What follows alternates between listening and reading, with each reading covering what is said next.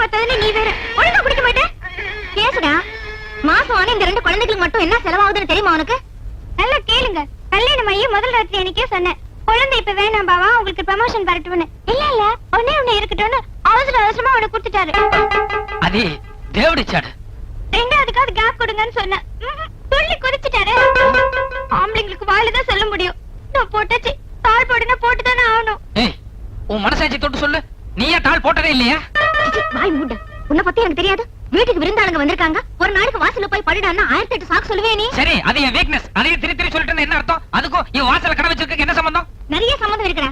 எதிர் வீட்டுக்காரன் உன்ன மாதிரி ஹெட் கான்ஸ்டபிள் தானே, அவருக்கு 3 ஆட்டோ ஓடுது. எப்படி உங்களுக்கு கையில நீட்ட வேண்டியதானே? அது கூட சாப்பிட்டேல பாக்கெட் எடுக்கிற பெருசா. இருங்க, நீங்க 2 பேரும் என்ன ஒரு போலீஸ்கார பொண்டாட்டி அம்மாவும் பேசுற மாதிரியா பேசுறீங்க? இந்த வீரசாமி நாயுடு போலீஸ் டிபார்ட்மெண்ட்டுக்கு ஒரு எக்ஸாம்பிளா இருக்க போறேன். ஐ மீன் எடுத்துக்காட்டு. நான் வாழ்க்கையில கடைசி வரைக்கும் ஒரு வீரப்பதக்கம் கூட வாங்க மாட்டேன், அது வேற